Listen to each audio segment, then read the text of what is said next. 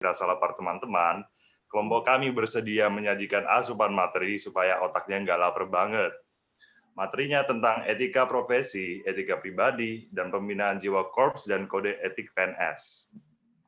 Kemarin kelompok 3 tuh keren banget kan pakai tema Among Us, tapi kelompok kami nggak mau ketinggalan juga dong standarnya. Jadi kami pakai tema Welcome to Cooking Mama Cookstore. Kita pakai tema Cooking Mama. Jadi menu yang kita sediakan hari ini ada 3, yaitu etika profesi, etika pribadi, dan juga pembinaan jiwa korps PNS. Mari langsung kita mulai ke proses memasaknya ya. Ready, get set, go!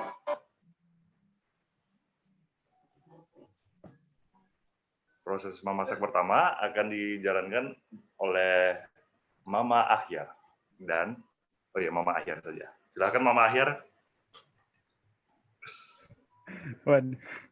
Baik teman-teman, koreksi dulu ya, bukan Mama ya.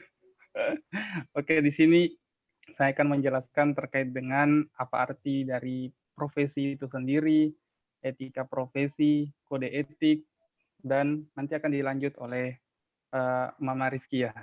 Nah, teman-teman semua tentu telah mengetahui ya pengertian dari profesi dari perspektif teman-teman semua. Tapi di sini mungkin bisa di next.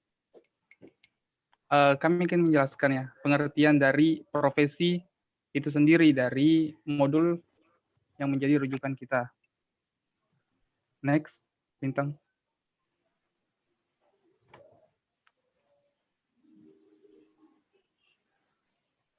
Oke, teman-teman, kata profesi itu berasal dari bahasa Latin, yakni profesio, yang artinya janji atau ikrar dan pekerjaan.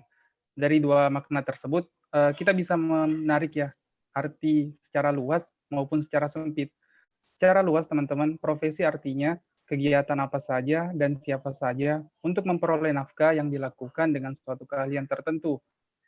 Namun secara sempit, di sini kita bisa mengartikan profesi yaitu kegiatan yang dijalankan berdasarkan keahlian tertentu sekaligus dituntut daripadanya pelaksanaan norma-norma sosial dengan baik.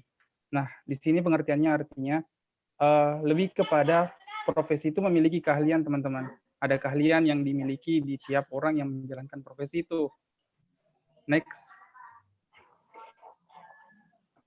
Nah, selanjutnya di sini dijelaskan dalam buku modul yang menjadi rujukan karya Pak Satria Hadi Lubis ya, dosen PK Instan. Profesi merupakan kelompok lapangan kerja yang khusus melaksanakan kegiatan yang memerlukan keterampilan dan keahlian tinggi guna memenuhi kebutuhan yang rumit dari manusia. Di dalamnya pemakaian dengan cara yang benar akan keterampilan dan keahlian tinggi hanya dapat dicapai dengan dimilikinya penguasaan pengetahuan dengan ruang lingkup yang luas dan seterusnya, teman-teman. Jadi intinya di sini adalah profesi dari buku Pak Satria Hadi Lubis ini menjelaskan profesi itu harus terkait dengan keahlian dan keterampilan yang mana diperoleh dari berbagai pengalaman mungkin atau pendidikan ataupun pelatihan yang teman-teman bisa raih. Nah, tentunya di sini profesi ini haruslah dilandaskan dengan adanya etika ya. Selanjutnya mungkin next, Lintang. Nah, selanjutnya di situ di buku profesi PNS ya, etika profesi PNS, dijelaskan profesi itu merupakan bagian dari pekerjaan, tetapi tidak semua pekerjaan itu adalah profesi, tidak setiap pekerjaan adalah profesi. Nah, maksudnya apa teman-teman? Dari yang saya baca di situ dijelaskan misalnya pekerjaan itu seperti staf administrasi, atau mungkin kalau teman-teman tahu ya Sekjen Kementerian Keuangan. Nah, di situ kan ada dari berbagai jurusannya, bahkan ada dari Bea Cukai masuk ke Sekjen. Nah, di sini kan tidak secara spesifik memerlukan kemampuan atau keahlian tertentu ya teman-teman. Namun sedangkan kalau profesi itu memerlukan keterampilan, keahlian tertentu. Contohnya nanti teman-teman misal menjadi fiskus, ya tentu keahlian utamanya adalah perpajakan ya, keahlian kemampuan di bidang perpajakan yang teman-teman telah lalui nanti insya Allah 3 tahun di PK Instan ini. Mungkin juga contoh lain seperti programmer atau dokter yang harus melakukan berbagai studi untuk bisa menjadi seorang dokter yang memiliki keahlian, keterampilan, dan sebagainya ya teman-teman. Jadi di buku menjadi rujukan kita itu dibedakan antara profesi dan pekerjaan. Next, Lintang.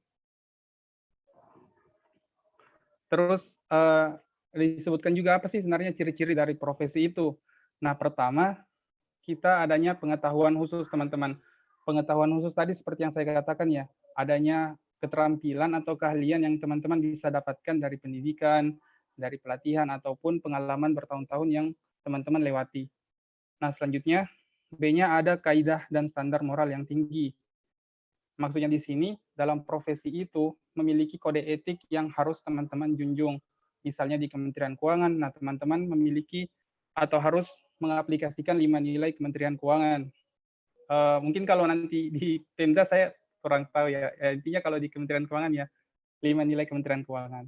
Nah, selanjutnya ada mengabdi pada kepentingan masyarakat. Nah, di sini di buku ini dijelaskan kalau profesi itu dia mementingkan kepentingan publik daripada kepentingan pribadinya. Jadi kita harus menaruh kepentingan pribadi kita di bawah dari kepentingan publik. Nah, selanjutnya ada izin khusus untuk menjalankan profesi. Nah, izin khusus ini maksudnya teman-teman perlu license ya, teman-teman ya. Butuh sertifikat mungkin. Contoh sederhananya itu teman-teman bisa lihat di profesi pilot ya. Tentu seorang pilot harus memiliki kemampuan dan keahlian. Karena apa? Karena di sini berkaitan dengan nyawa teman-teman, berkaitan dengan keselamatan orang banyak. Makanya di sini untuk menjadi seorang disebut profesi itu harus memiliki izin khusus. Nah, selanjutnya kaum profesional biasanya menjadi anggota dari suatu profesi. Nah, di sini tentunya seorang profesi itu berada dalam satu lingkup organisasi ya, tergabung dalam satu organisasi. Nah, organisasi di sini juga sudah dijelaskan dalam komunikasi publik yang mana organisasi itu strukturnya rigid dan ada rantai komando ya, teman-teman. Oke, next Lintang.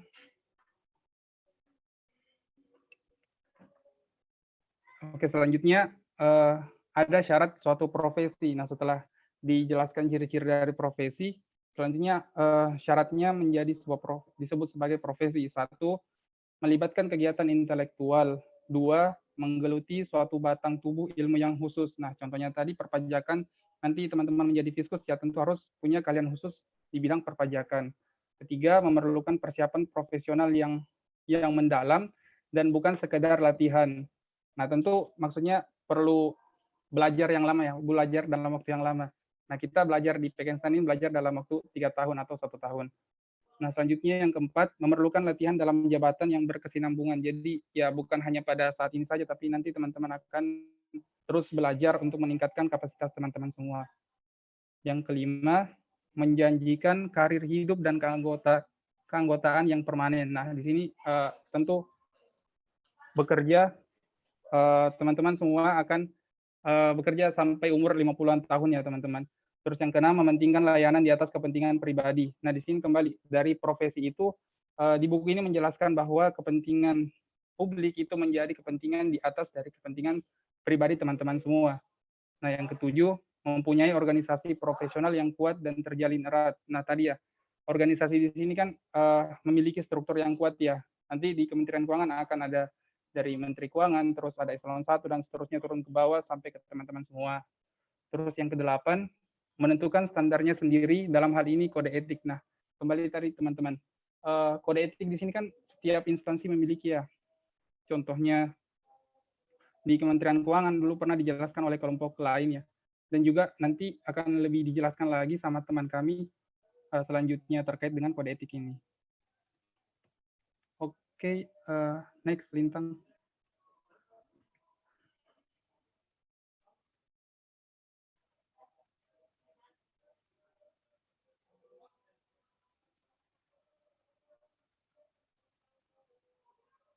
Oke, sudah iklan sebentar. Next, teman-teman. Selanjutnya saya akan menjelaskan terkait dengan etika profesi. Nah, etika profesi menurut Kaiser dalam buku Suhwardi Lubis, Etika profesi adalah sikap hidup berupa keadilan untuk memberikan pelayanan profesional terhadap masyarakat dengan ketertiban penuh dan keahlian sebagai pelayanan dalam rangka melaksanakan tugas berupa kewajiban terhadap masyarakat. Di sini kita bisa melihat bahwa orientasi utama dari profesi adalah untuk memberikan kepentingan, memenuhi kepentingan dari masyarakat dengan memberikan keahlian yang teman-teman miliki. Misalnya kita di perpajakan, ya kita memberikan pelayanan perpajakan. Nanti kalau kedokteran, ya tentu memberikan pelayanan di bidang kedokteran sendiri. Nah, seperti itu teman-teman. Tapi intinya di sini, terkait dengan etika profesi tentu harus memiliki kesadaran yang tinggi dari teman-teman semua, di mana harus memberikan pelayanan yang terbaik, pelayanan standar yang terbaik yang bisa teman-teman berikan kepada masyarakat. Nah, next, Lintang.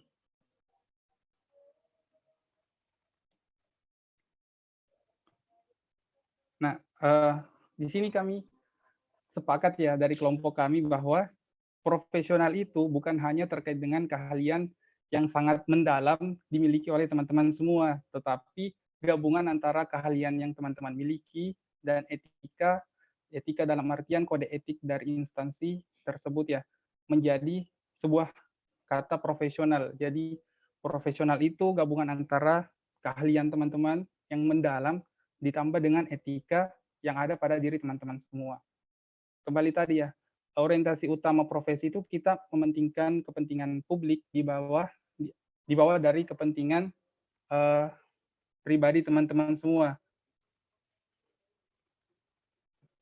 Dalam bukunya di sini dijelaskan apa sih arti dari profesional itu sendiri. Nah, di buku Etika Profesi PNS dijelaskan profesional adalah orang yang menjalani suatu profesi dan karenanya mempunyai tanggung jawab untuk berkarya dengan standar kualitas tinggi dengan dilandasi komitmen moral yang tinggi pula. Nah, di sini tentunya di sini dijelaskan bahwa ada standar yang harus teman-teman miliki untuk memberikan pelayanan kepada masyarakat. Standarnya itu ya kita berikan standar yang paling tinggi sebisa mungkin teman-teman bisa berikan. Apa fungsi dari etika profesi ini? Nah, etika profesi ini berfungsi untuk menjadi panduan kepada teman-teman semua untuk bisa memberikan pelayanan kepada masyarakat ya, untuk bisa mempertahankan jasa kepada masyarakat agar tetap masyarakat itu percaya kepada teman-teman semua. Percaya dalam artian teman-teman bisa memberikan pelayanan terbaik, teman-teman bisa memberikan solusi kepada masyarakat dan sebagainya. Nah, itu teman-teman. Nah, selanjutnya Lintang.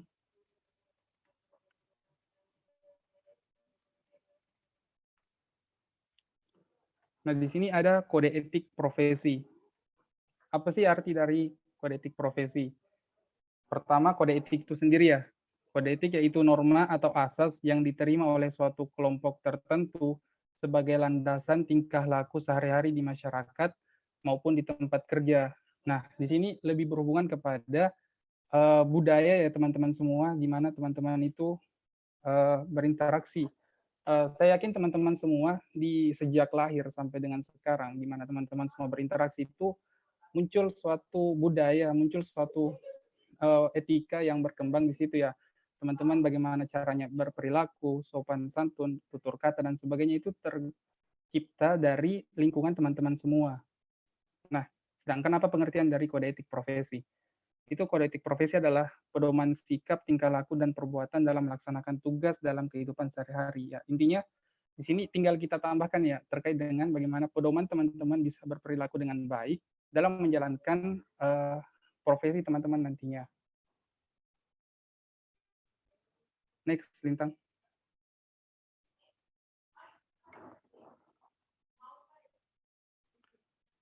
Oke, teman-teman. Selanjutnya terkait dengan apa sih pentingnya etika profesi ya? Nah, setelah teman-teman tahu bahwa etika profesi itu diperlukan sebagai pedoman untuk teman-teman dalam menjalankan profesi teman-teman nanti, pekerjaan teman-teman nanti, sini tentunya secara tidak sadar, tidak langsung teman-teman tahu ya betapa pentingnya etika profesi itu. Nah, di buku Etika Profesi PNS, itu secara garis besar kita bisa menarik benang merah ya. Di situ ada urgensi etika profesi itu untuk mendapatkan kepercayaan dari masyarakat. Nah, dalam artian kepercayaan masyarakat itu, ya kita bisa memberikan pelayanan yang terbaik, bisa memberikan konsultasi kepada masyarakat, dan sebagainya ya. Menurut dari Wigno Subroto tahun 1999, kode etik profesi itu dalam hal ini jelas akan sangat diperlukan dalam menjaga martabat serta kehormatan profesi teman-teman nantinya. Dan di sisi lain, itu untuk melindungi masyarakat dari segala bentuk penyimpangan maupun penyalahgunaan keahlian. Nah, dalam artian di sini, ketika teman-teman semua bekerja, ya tentu kode etik profesi ini akan menjaga teman-teman dari adanya penyimpangan-penyimpangan. Nah, tentu penyimpangan yang paling mungkin terjadi ya di kita nanti sebagai fiskus, yaitu tentu adanya korupsi. Nah, bagaimana nanti teman-teman bisa menjalankan kode etik ini dengan sungguh-sungguh agar tidak terjadi penyimpangan atau penyalahgunaan keahlian teman-teman semua. Next, Lintang.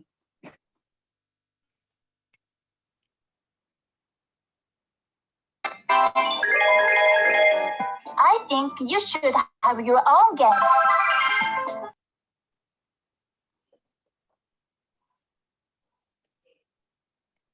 Oke, selanjutnya akan dijelaskan oleh Mama Rizky ya. Silahkan. Tes. Masuk nggak suaranya, teman-teman? Ya, Masuk. Ya. Nah, selanjutnya kita akan membahas prinsip etika profesi. Yang pertama yaitu tanggung jawab. Tanggung jawab di sini maksudnya kita harus bertanggung jawab terhadap pelaksanaan pekerjaan kita, hasilnya, dan juga dampak dari profesi tersebut untuk kehidupan orang lain dan masyarakat pada umumnya. Misalnya kita berprofesi sebagai pegawai pajak di KPP.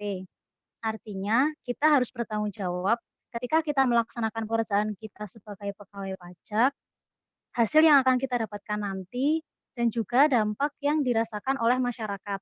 Apakah kita membantu mereka atau memberikan citra yang buruk di mata mereka. Yang kedua adalah keadilan. Maksudnya kita harus memberikan kepada siapa saja apa yang menjadi hak mereka. Contohnya, misalnya kita sebagai pegawai pajak, kemudian ada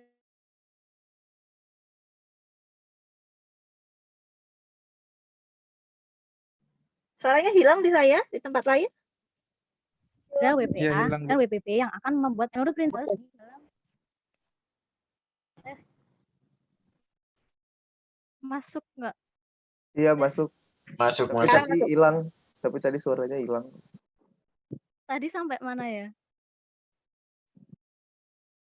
Sampai nasihat manusia. Tanggung jawab, Ki. Tanggung jawab terus keadilan. Dijelasin ya, Bu, keadilan. Oh ya. Lanjut yang keadilan yang contohnya aja. Yang contohnya itu kalau yang keadilan misalnya kita sebagai pegawai pajak. Kemudian ada WPA dan WPB yang akan membuat NPWP. Nah, WPA ini teman kita. Menurut prinsip keadilan, baik WPA maupun WPB harus kita layani dalam pembuatan NPWP-nya. Tidak boleh pilih kasih dan kita hanya mau melayani WPA saja. Selanjutnya yang ketiga ada otonomi. Prinsip ini memberikan kita sebagai kaum profesional kebebasan dalam menjalankan profesi, tetapi tetap dibatasi dengan tanggung jawab dan komitmen profesional, serta tidak mengganggu kepentingan umum. Selanjutnya ada prinsip integritas moral yang tinggi. Teman-teman pasti sudah tidak asing lagi kan dengan integritas. Jadi integritas yang sudah ditanamkan sejak kita masuk di PKN ini harusnya diterapkan dimanapun dan kapanpun kita berada. Apalagi saat nanti kita sudah menjalankan profesi. Selanjutnya ada peranan etika dalam profesi. Yang pertama ada etika dimiliki oleh setiap anggota atau masyarakat. Nilai-nilai etika tidak hanya milik satu atau dua orang saja atau sekelompok golongan saja. Jadi bagi tiap individu yang memiliki etika diharapkan dapat menerapkannya dalam profesi masing-masing. Yang kedua ada menjadikan masyarakat profesional. Masyarakat profesional adalah masyarakat yang mempunyai nilai-nilai yang menjadi landasan dalam pergaulan, baik dalam kelompok atau masyarakat umumnya maupun anggotanya. Terdapat tata nilai yang mengatur dan tertuang secara tertulis, yaitu kode etik profesi, yang diharapkan dapat menjadi pegangan bagi para anggotanya. Yang terakhir ada mencegah kemerosotan etik pada masyarakat profesi tersebut. Pandangan masyarakat menjadi semakin tajam apabila terdapat perilaku sebagian anggota profesi yang tidak didasarkan pada kode etik profesi. Contohnya, misal ada pegawai pajak yang korupsi dalam skala besar. Nah, karena hal ini, pandangan masyarakat tentang pegawai pajak akan menurun dan bisa menjadi buruk. Lanjut, Mas Lintang.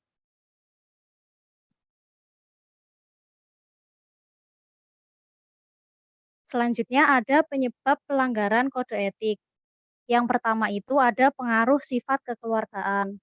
Contohnya, seorang dosen memberikan nilai yang tinggi kepada seorang mahasiswa karena ia adalah keponakannya. Nah, itu ada unsur kekeluargaan. Selanjutnya yang kedua ada pengaruh jabatan.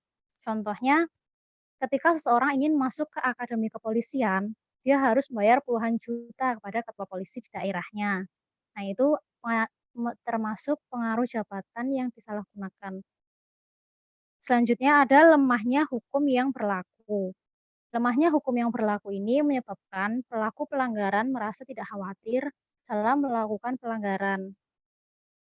Yang keempat ada tidak berjalannya kontrol dan tidak berjalannya kontrol dan pengawasan dari masyarakat. Terkadang masyarakat kurang ikut andil dalam pengawasan terhadap pejabat publik. Selanjutnya, keluhan masyarakat yang tidak tersampaikan. Nah, di beberapa instansi masih ada yang tidak menyediakan sarana bagi masyarakat untuk menyampaikan keluhan. Jadi, masyarakat yang ingin menyampaikan keluhan kepada salah satu instansi yang dirasa perlu disampaikan keluhan itu tidak bisa menyampaikan apa yang menjadi keluhannya. Selanjutnya, belum terbentuknya kultur dan kesadaran dari para pengemban profesi. Dan yang terakhir adalah tidak adanya kesadaran etis dan moralitas dari para pengemban profesi. Lanjut, Mas Lin.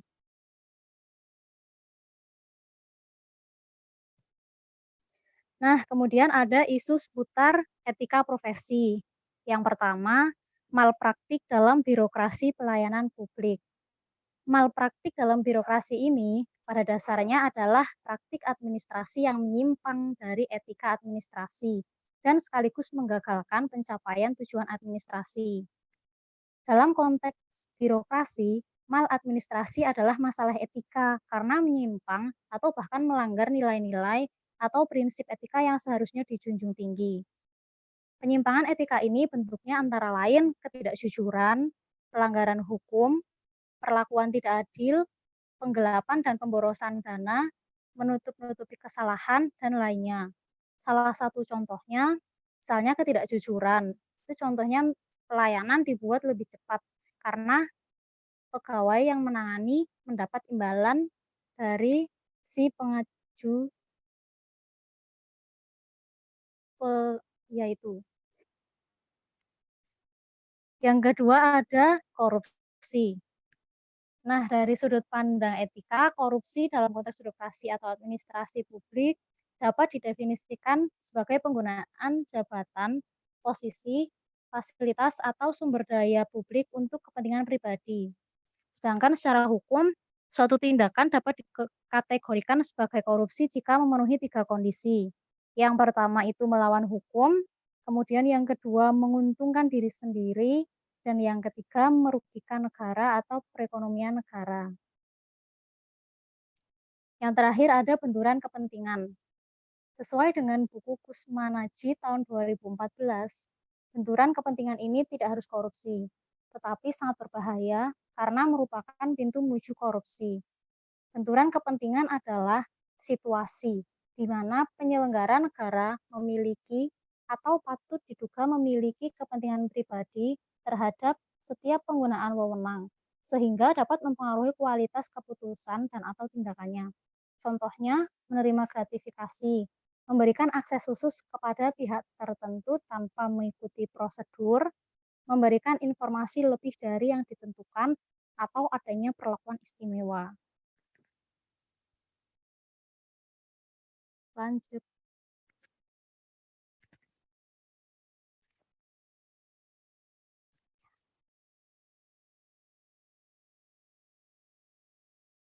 Nah, selanjutnya akan dijelaskan oleh teman saya, Angel. Baik, saya akan melanjutkan penjelasan dari Mama Rizky tadi. Nah, sekarang kita akan membahas yaitu bahan makanan yang kedua yaitu etos pribadi. Boleh lanjut, Mama Lintang. Nah, apa yang akan kita bahas di etos pribadi ini? Kita akan membahas yaitu ruang lingkupnya, lalu kedua kita akan membahas urgensi memiliki etos pribadi, lalu kita juga akan membahas apa-apa saja faktor pendorong perilaku tidak etis pada seseorang, dan bagaimana cara membangun etos pribadi di dalam diri kita sendiri. Next, Mas Lintang.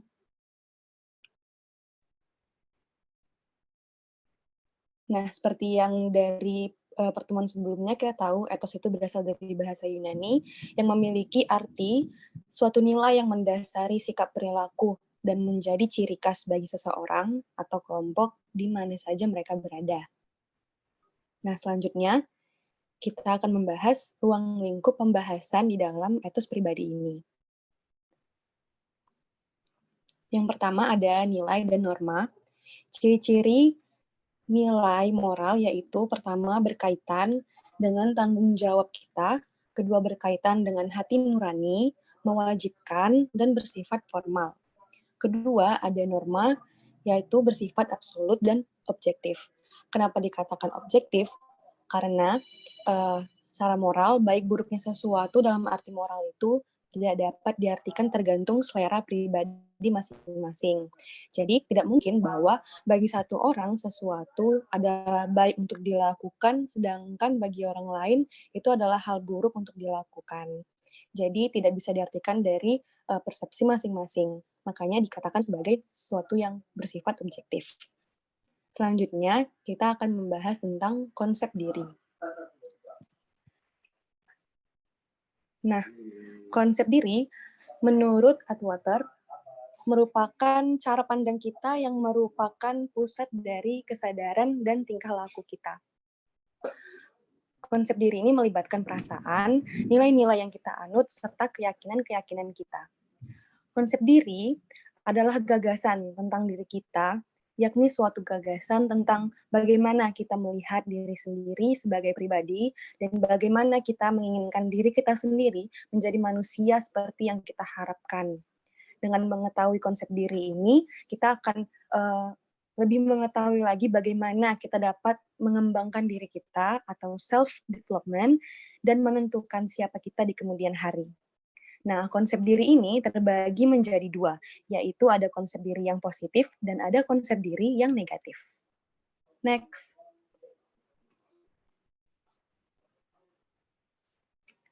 Nah, kami akan menampilkan contoh-contoh dari konsep diri yang positif dan yang negatif. Nah, konsep diri positif, pertama ada percaya diri, yaitu ketika kita yakin dengan kemampuan diri kita sendiri, lalu ada optimis, yaitu kita selalu berpengharapan, selalu berpikir hal yang baik dalam menghadapi sesuatu. Lalu ada profesional, yaitu kepandaian khusus atau skill yang kita miliki, dan kita tidak mudah terpengaruh dengan apapun pada saat menjalankan tugas.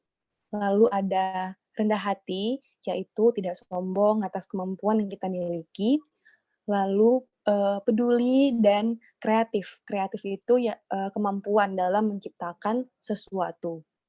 Nah, kita akan melihat contoh-contoh dari konsep diri yang negatif.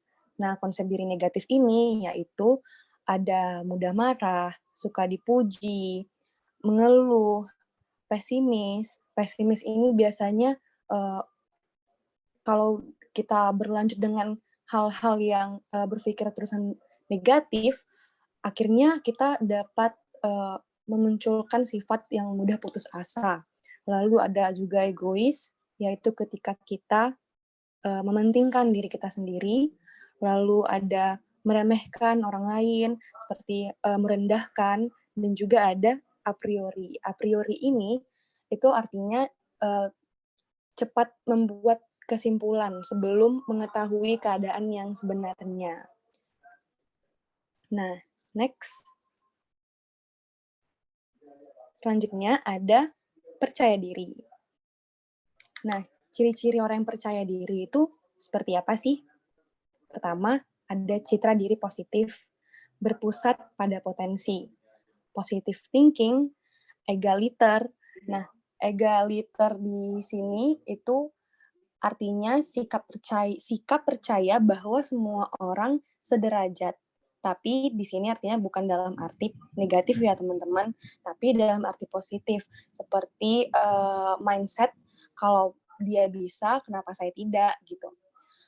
Lanjut ada yakin aktivitasnya urgent, lalu berani berbuat spektakuler. Maksudnya berani berbuat sesuatu yang di luar ekspektasi atau dugaan seseorang.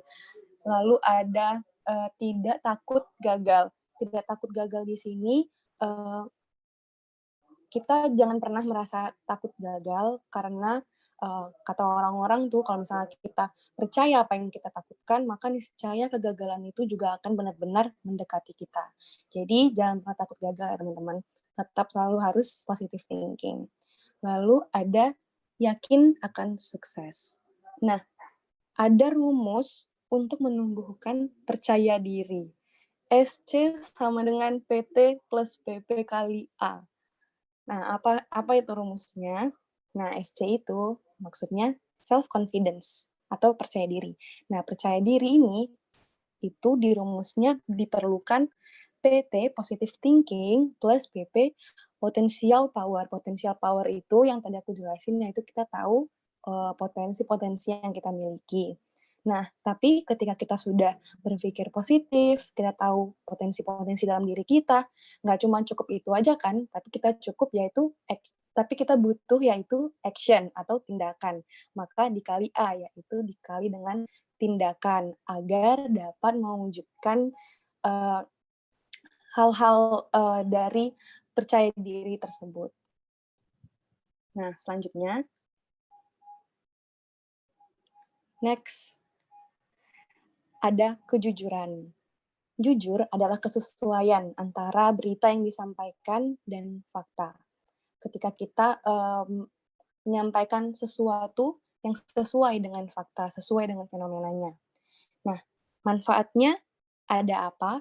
Yaitu manfaat utama jika kita berlaku jujur, yaitu pertama melaksanakan ajaran agama dan budaya. Pastinya kan setiap agama juga pasti mengajarkan untuk kita selalu berlaku jujur. Lalu akan dihormati oleh sesama. Nah, ketika juga kita berlaku jujur, kita akan tampil percaya diri dalam setiap kegiatan yang kita lakukan. Nah, yang utama nih, kalau kita berlaku jujur, kita berani melawan sesuatu yang tidak benar. Jadi, kita tidak perlu takut karena kita melakukan hal yang benar. Nah, faktor-faktor apa aja sih yang biasanya mendorong seseorang untuk berbohong? Nah, pertama, adanya kekurangan yang ingin ditutupi. Pastinya setiap diri kita masing-masing kita punya kekurangan. Terkadang ada orang-orang yang mau menutupi kekurangannya dengan melakukan kebohongan, berbohong, agar kekurangan dirinya itu bisa tertutupi dan dirinya bisa diterima di lingkungan sekitarnya. Lalu, kedua ada ikut-ikutan. Nah, terkadang seseorang itu mau ikut-ikutan berbohong untuk menutupi suatu masalah yang bersumber dari orang lain. Nah, ketiga ada demi kebaikan. Ada pula yang berbohong demi kebaikan. Misalnya, seseorang yang berbohong agar tidak menyakiti perasaan orang lain, atau seseorang berbohong untuk menjaga suatu rahasia yang dapat mengakibatkan masalah yang sangat fatal jika diketahui oleh orang lain. Jadi lebih baik dia melakukan bohong gitu supaya daripada mengakibatkan masalah yang lebih fatal lagi. Nah, yang terakhir itu ada menutupi rahasia. Nah, next. ada pribadi berintegritas. Balik lagi kita kenal dengan kata integritas, yaitu ketika kita dapat mempertahankan tingkat kejujuran dan etika yang tinggi dalam perkataan dan tingkat sehari-hari dan tindakan sehari-hari. Nah, orang-orang yang berintegritas, yang kompeten, itu biasanya dapat dipercaya dalam hubungan mereka dengan rekan kerja, dengan bawahan, dengan anggota lain dalam suatu organisasi. Dan ini patut untuk kita laksanakan, integritas. Nah, selanjutnya ada kepemimpinan, yaitu kemampuan seseorang mempengaruhi, memotivasi, mengarahkan orang lain untuk melakukan sesuatu sesuai tujuan bersama. Lalu ada manajemen waktu, yaitu merencanakan, mengorganisasi, mengawasi jalannya, mengawasi dalam produktivitas waktu sehingga waktu yang kita pergunakan dapat dikelola dengan efektif dan efisien. Baik, selanjutnya, next. Ada urgensi memiliki etos pribadi. Nah, pertama, ada menjadikan individu mahir mengenali dan memahami problem maupun isu moral dalam profesi. Kedua, meningkatkan ketepatan dalam menggunakan bahasa etika yang lazim. Ketiga, ada meningkatkan penghargaan baik terhadap kemungkinan penggunaan dialog rasional dalam memecahkan konflik-konflik moral, dengan menumbuhkan toleransi terhadap perbedaan-perbedaan perspektif di kalangan orang. Lalu ada meningkatkan kemampuan untuk menghadapi pertanyaan moral yang timbul karena aktivitas profesional. Lalu ada memperkuat otonomi moral. Nah, otonomi moral meliputi independen dan kepedulian moral. Independen dalam hal mengatur diri sendiri dan memiliki kemampuan berpikir dan kebiasaan berpikir secara rasional tentang isu-isu moral atas landasan kepedulian moral. Oke, next, Mas Lintang.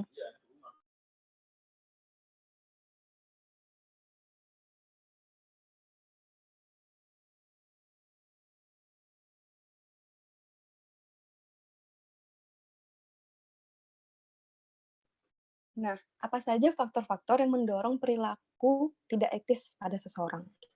Menurut Kusman Naji, ada 5 faktor yang sering dianggap sebagai pendorong perilaku tidak etis. Yaitu pertama, ketakutan. Nah, contohnya, kita telat masuk kantor. Lalu, kita berbohong dengan memberi alasan yang tidak sesuai faktanya. Nah, ketakutan itu mendorong kita untuk melakukan perilaku yang tidak etis kan, karena kita berbohong.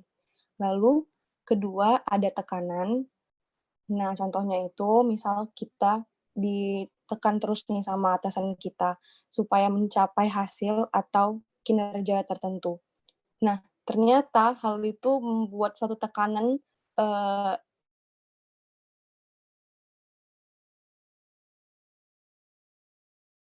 tidak etis ya teman-teman. Jadi dari tekanan orang lain, kita juga bisa terdorong untuk melakukan perilaku yang tidak etis.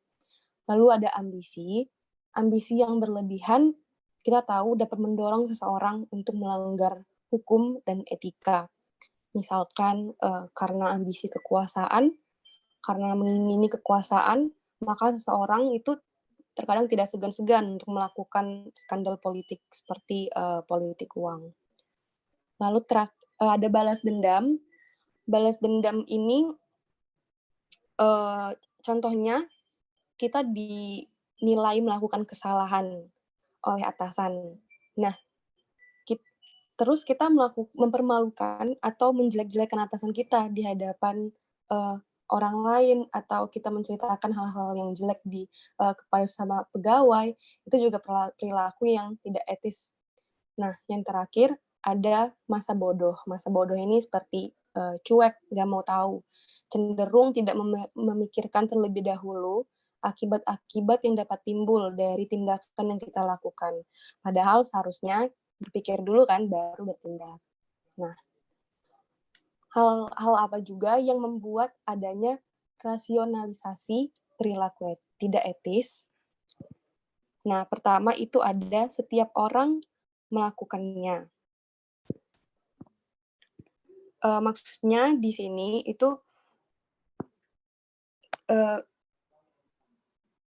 kita contoh gampangnya itu ketika kita melihat orang ada melanggar rambu lalu lintas. Nah, biasanya kita karena melihat itu hal yang biasa, jadi banyak orang yang terdorong untuk melanggar rambu lalu lintas juga.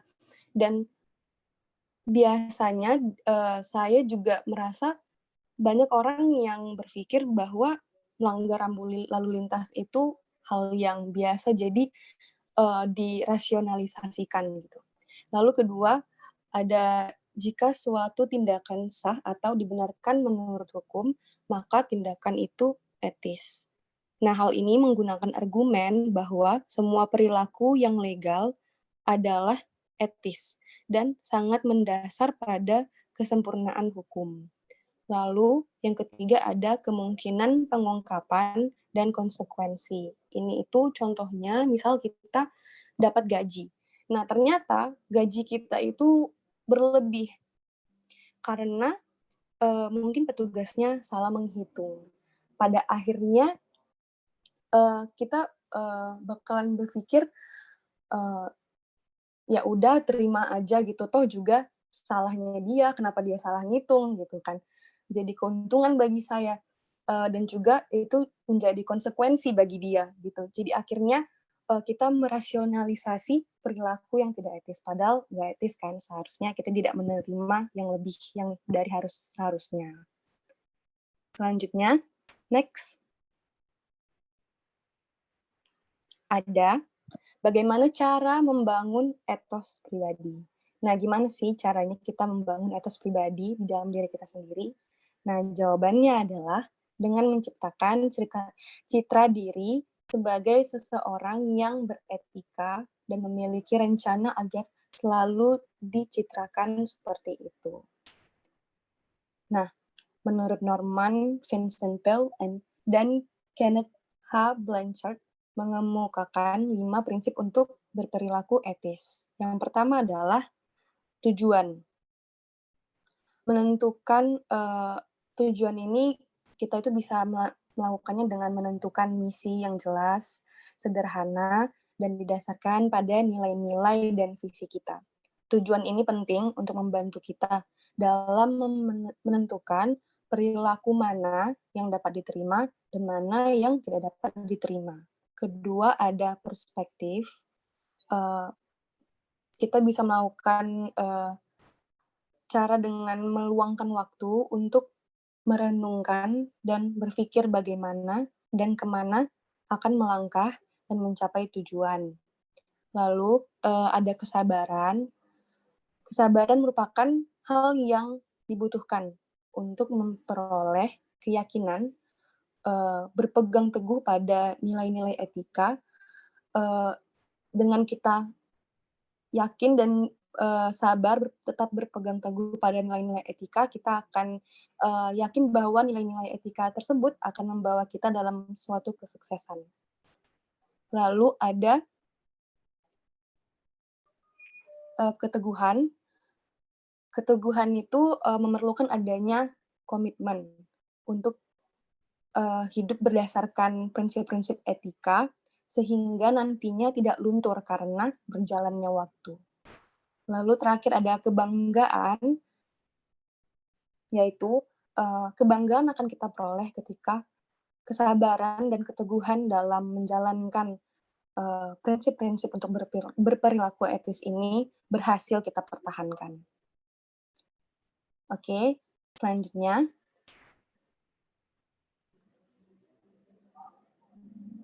Nah, ada apa aja sih unsur etos pribadi? Nah, yang pertama itu ada komitmen etis. Komitmen etis ini,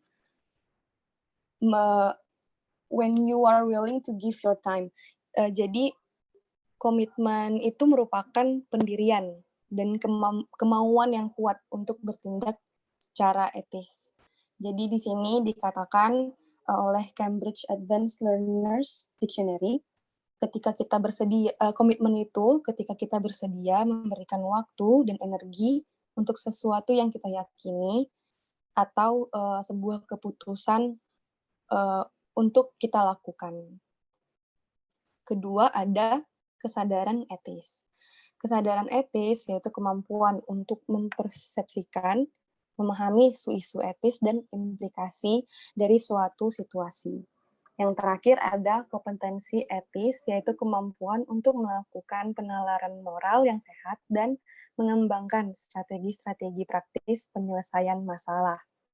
Nah, di notes-nya itu tuh ada cara untuk memeriksa apakah suatu tindakan kita sudah etis atau tidak.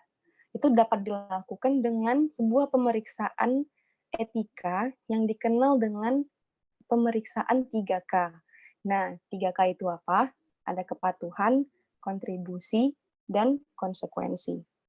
Kepatuhan itu dapat kita laksanakan dengan kita menyadari bahwa untuk posisi dan peran tertentu yang kita jalani, kita bertanggung jawab tidak hanya untuk perbuatan kita sendiri, tetapi juga untuk juga perbuatan orang lain.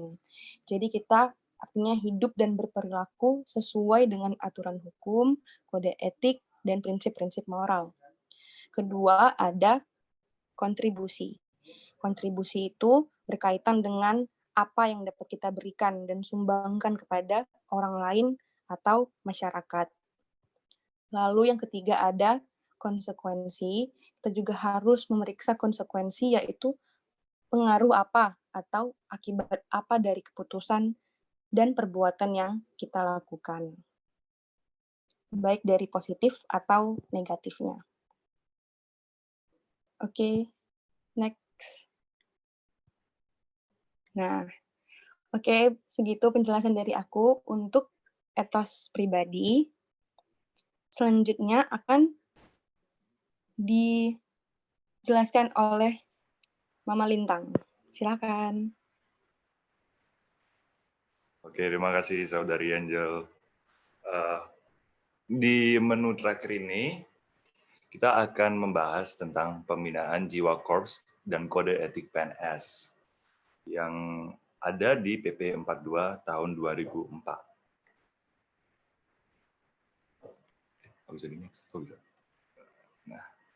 Nah, menurut pasal 1 dari PP 42 tahun 2004 ayat 1, apa sih jiwa Korps PNS itu? Jiwa Korps PNS itu adalah rasa kesatuan dan persatuan kebersamaan, kerjasama, tanggung jawab, dedikasi, disiplin, kreativitas, kebanggaan, dan rasa memiliki organisasi PNS dalam negara Kesatuan Republik Indonesia. Di pasal 2 dari PP 42 tahun 2004, disajikan latar belakangnya. Latar belakang kenapa harus ada pembinaan jiwa Korps Pegawai Negeri Sipil, itu dimaksudkan untuk meningkatkan perjuangan, pengabdian, kesetiaan, dan ketaatan pegawai negeri sipil kepada negara Kesatuan Republik Indonesia berdasarkan UUD 45. Nah, tujuannya apa aja sih? Tujuannya itu untuk membina karakter atau watak, memelihara rasa persatuan dan kesatuan secara kekeluargaan, guna mewujudkan kerjasama dan semangat pengabdian kepada masyarakat, serta meningkatkan kemampuan dan keteladanan pegawai negeri sipil. Ini juga bisa untuk sebagai alat pembantu penjunjung tinggi nilai Kementerian Keuangan sinergi. Lalu yang B, mendorong etos kerja pegawai negeri sipil untuk mewujudkan pegawai negeri sipil yang bermutu tinggi dan sadar akan tanggung jawabnya sebagai unsur aparatur negara dan abdi masyarakat. Yang C, menumbuhkan dan meningkatkan semangat kesadaran dan wawasan kebangsaan pegawai negeri sipil sehingga dapat menjaga persatuan dan kesatuan bangsa dalam negara Kesatuan Republik Indonesia. Oke, ini ruang lingkupnya. Jadi ruang lingkup yang dibahas sama pembinaan jiwa Korps PNS itu ada peningkatan etos kerja untuk mendukung produktivitas dan profesionalitas PNS, lalu partisipasi dalam penyusunan kebijakan pemerintah yang terkait dengan pegawai negeri sipil, peningkatan kerjasama antara PNS untuk memelihara dan memupuk kesetiakawanan dalam rangka meningkatkan jiwa korps PNS. Lalu yang terakhir, perlindungan terhadap hak-hak sipil atau kepentingan PNS sesuai dengan peraturan perundangan yang berlaku, dengan tetap mengedepankan kepentingan rakyat, bangsa, dan negara. Nah, untuk memenuhi ruang lingkup dan tujuan yang sudah dibahas barusan tadi, tentunya dibutuhkan landasan yang dapat mewujudkan hal tersebut. Itu tugasnya karena itu dibutuhkan kode sebagai pedoman. Kode apa sih namanya? Kode etik pegawai negeri sipil. Kode etik pegawai negeri sipil itu ada 5, yaitu etika bernegara, etika bermasyarakat, etika berorganisasi, etika terhadap diri sendiri, dan etika terhadap PNS. Etika bernegara kayak gimana sih? Etika bernegara itu contohnya seperti melaksanakan sepenuhnya Pancasila dan UUD 45, lalu melakukan sesuatu yang mengangkat harkat dan martabat bangsa dan negara. Lalu juga menjadi perekat dan pemersatu bangsa dalam negara Kesatuan Republik Indonesia, dan contoh lainnya. Lalu ada etika bermasyarakat. Etika bermasyarakat bagaimana? Tentunya cara untuk bisa hidup bermasyarakat tentunya. Yang pertama tuh contohnya kayak mewujudkan pola hidup sederhana, lalu memberikan pelayanan dengan empati, hormat, dan santun tanpa pamrih. Lalu ada tanggap terhadap keadaan lingkungan masyarakat, dan lain-lain. Etika berorganisasi, bagaimana contohnya? Itu seperti misal melaksanakan tugas dan mewenang sesuai ketentuan yang berlaku, menjaga informasi yang rahasia, melaksanakan setiap kebijakan yang ditetapkan oleh pejabat yang berwenang, membangun etos kerja, dan lain-lain. Lalu etika terhadap diri sendiri, contohnya kayak komunikasi intrapersonal gitu ya, jujur dan terbuka, serta contohnya seperti jujur dan terbuka serta tidak memberikan informasi yang tidak benar, bertindak dengan penuh kesungguhan dan ketulusan, menghindari konflik kepentingan pribadi, kelompok, dan golongan. Lalu yang terakhir adalah etika terhadap PNS. Etika terhadap PNS itu sesama PNS kita harus saling hormat juga, jangan asal-asalan. Contohnya seperti saling memelihara rasa persatuan dan kesatuan sesama PNS, lalu saling menghormati antara teman sejawat, mau vertikal ataupun horizontal dalam suatu unit kerja, lalu menghargai perbedaan pendapat, dan lain-lainnya. Selanjutnya, kode etik instansi dan kode etik profesi. Tentunya bukan hanya PNS saja yang butuh kode etik, namun instansi dan profesinya itu juga harus ada kode etik sebagai untuk bisa lebih jalan di masyarakat gitu ya, tidak di-judge yang buruk-buruk. Nomor yang 1 itu berdasarkan ketentuan kode etik sebagaimana diatur dalam peraturan pemerintah PP 42 tahun 2004. Pejabat pembina kepegawaian masing-masing instansi menetapkan kode etik instansi. B. Organisasi profesi di lingkungan pegawai negeri sipil menetapkan kode etiknya masing-masing. Lalu yang kedua, kode etik sebagaimana dimaksud dalam ayat 1 tadi ditetapkan berdasarkan karakteristik masing-masing instansi dan organisasi profesi. Kode etik sebagaimana dimaksud dalam pasal 13 ayat 1, ini pasal 13 ini, tidak boleh bertentangan dengan kode etik sebagaimana diatur dalam PP 42 ini.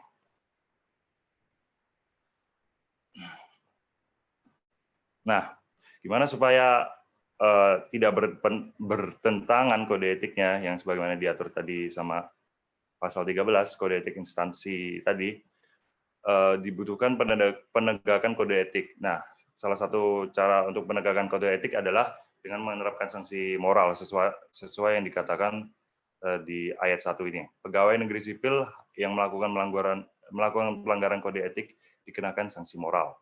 Nah, sanksi moral itu caranya gimana ngasihnya, diterapkannya. Nah, sanksi moral sebagaimana dimaksud dalam ayat 1 tadi, dibuat secara tertulis dan dinyatakan oleh pejabat pembina kepegawaian.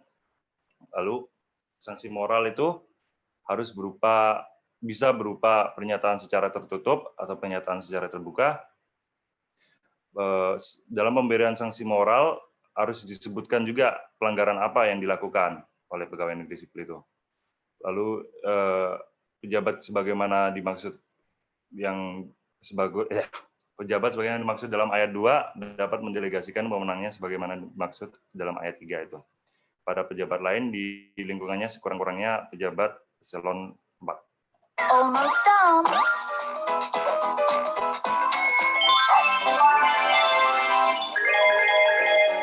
It's perfect. Mama's impressed. Nah, selain sanksi moral, gimana sih cara penegakan kode etiknya? Maka diadakan majelis kode etik. Gimana cara menegakkan majelis kode etik? Pembentukannya bagaimana? Nah, untuk menegakkan kode etik pada setiap instansi, bentar. Nah, pokoknya harus beranggotakan satu orang ketua merangkap anggota, lalu satu orang sekretaris merangkap anggota, dan sekurang-kurangnya 3 anggota. Tapi anggotanya itu harus ganjil. Jabatan dan pangkat anggota Majelis Kode Etik tidak boleh lebih rendah dari jabatan dan pangkat pegawai negeri sipil diperiksa karena disangka melanggar kode etik. Tugas Majelis Kode Etik itu ada satu, Majelis Kode Etik mengambil keputusan setelah memeriksa pegawai negeri sipil yang disangka melanggar kode etik. Majelis Kode Etik mengambil keputusan setelah pegawai negeri sipil yang bersangkutan diberi kesempatan membela diri. Keputusan Majelis Kode Etik diambil secara musyawarah mufakat. Dalam hal musyawarah mufakat, sebagaimana dimaksud dalam ayat 3 tidak tercapai, keputusan diambil dengan suara terbanyak. Keputusan Majelis Kode Etik bersifat final. Nah, lalu setelah melakukan yang dijelaskan di slide sebelumnya tadi, Majelis Kode Etik wajib menyampaikan keputusan hasil sidang kepada pejabat yang berwenang sebagai bahan dalam memberikan sanksi moral dan atau sanksi lainnya kepada pegawai negeri sipil yang melakukan pelanggaran.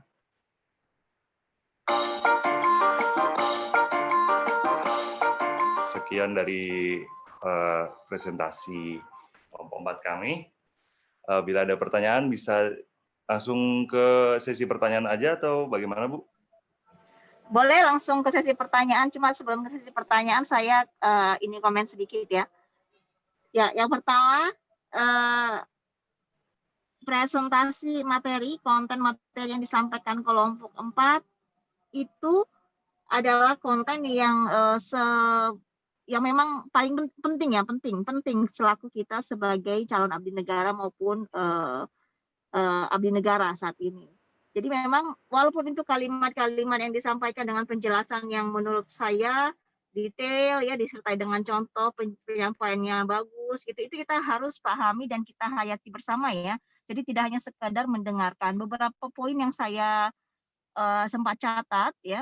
Yang pertama, menarik menurut saya paling tidak poin pertama, bagaimana perilaku tidak etis itu dirasionalisasi. Nah, yang pertama itu karena pengaruh sifat kekeluargaan. Ini yang secara praktek sering terjadi. Apalagi budaya kita adalah budaya nggak enakan ya. Jadi merasa bahwa ketika kita merasionalisasi kesalahan kerabat ataupun rekan kerja kita itu adalah hal yang tepat dibanding menyampaikan bahwa yang dilakukan orang yang bersangkutan adalah keliru gitu. Lalu yang kedua bahwa formula tadi yang disampaikan oleh kelompok 4 ya, saya juga sepakat bahwa self confidence, kepercayaan diri itu pengalinya adalah action. Nah, itu saya sepakat sekali itu. Pengalinya adalah action. Artinya self confidence itu tidak bisa timbul begitu saja, tetapi melalui perilaku-perilaku kita yang senantiasa kita ulang, kita kembangkan. Nah, itu 2 poin yang menyita perhatian saya paling tidak dari presentasi yang disampaikan oleh kelompok 4. Nah, lalu mari kita coba diskusi di sesi via Zoom ya, sesi pertama. Silakan di-lead oleh kelompok 4. Kita 3 penanya dulu ya, kita 3 penanya.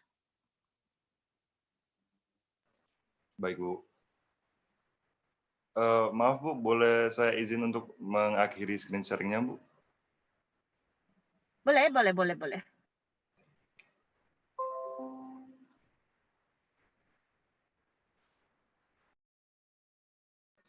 Ayo, ada yang mau ngasih pertanyaan? Andrea mau nanya. Oke, gimana Kak Andrea?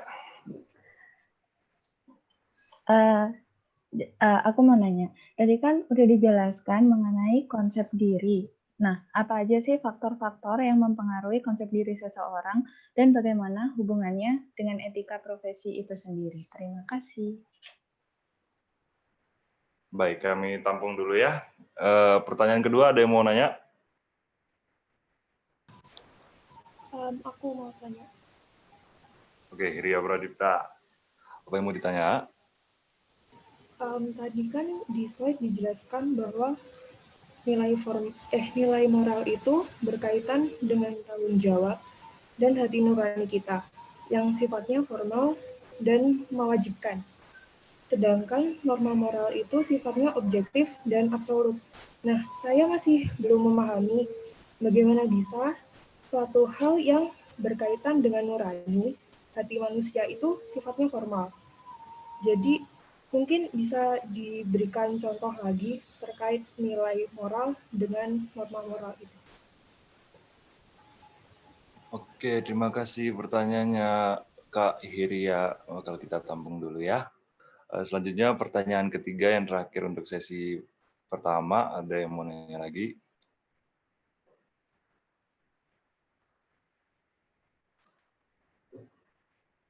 Halo, Mama. Saya mau tanya. Kak Amelia, mau nanya apa, Mel? Izin bertanya, kalau misalnya di dalam suatu lingkungan itu kita udah terbiasa ngerasionalisasiin pengaruh sifat kekeluargaan tadi. Nah, gimana cara kita buat ngeberantasnya? Apalagi kalau misalnya orang-orang yang melakukan itu adalah orang yang punya jabatan tinggi. Terima kasih. Baik, terima kasih atas pertanyaan-pertanyaannya. Bu Eva, boleh izin untuk meminta waktu sekitar 5 menitan, Bu, untuk diskusi dengan teman saya, Bu? Boleh ya, saya sudah catat 3 pertanyaan di dalam chat. Teman-teman yang lain tidak harus kelompok 4, silakan kalau mau menyampaikan pendapatnya. Baik, terima kasih, Bu. Ya, sembari kita tunggu ya.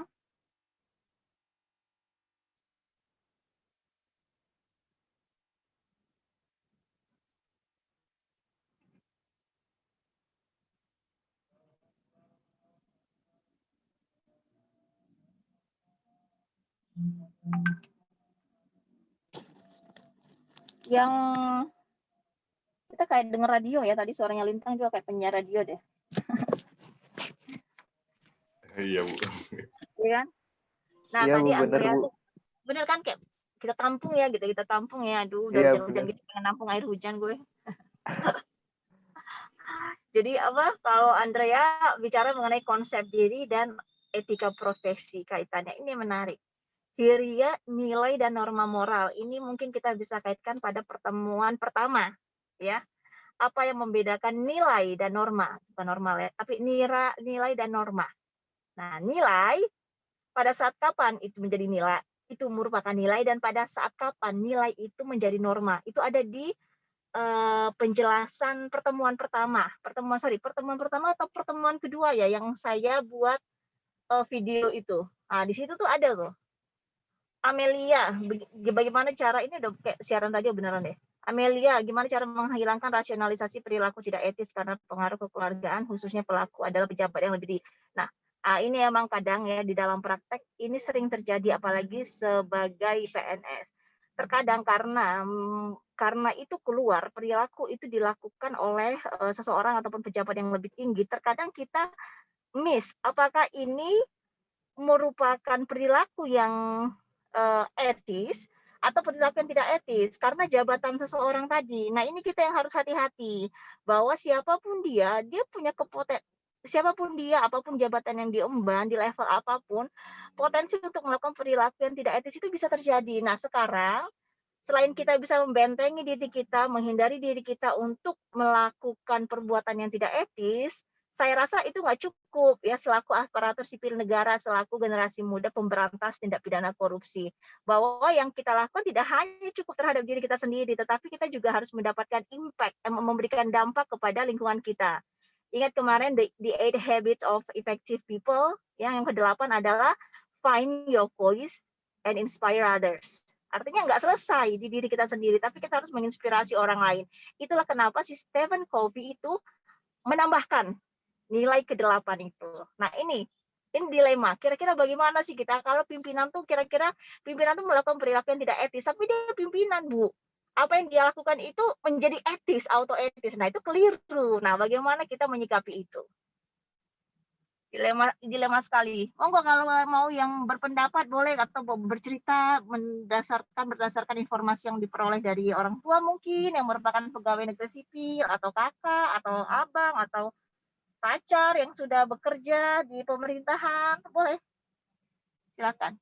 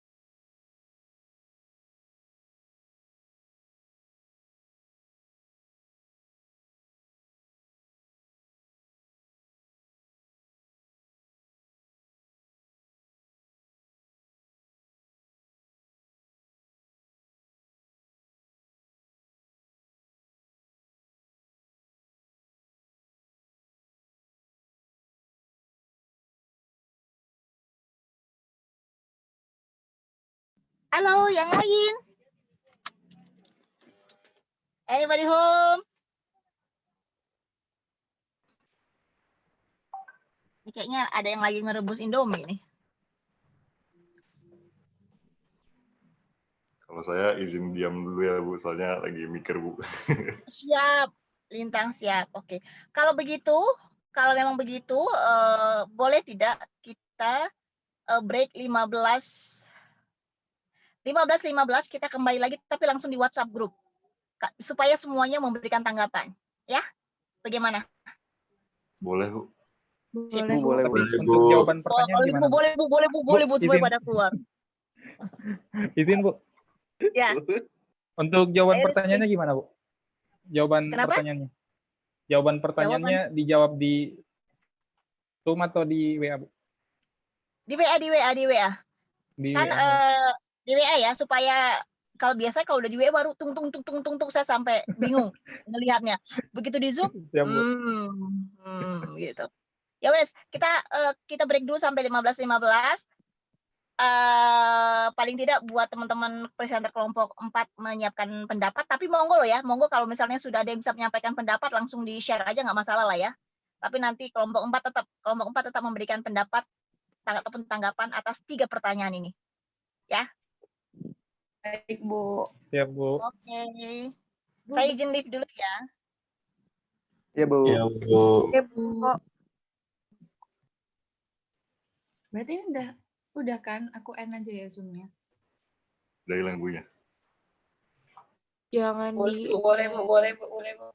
Ngapain kalian aku ceritain tanya PC kok malah tanya spontan sih. Hah? Uhuy. Ayo lo. Marahin. Maaf, Mas. Marahin.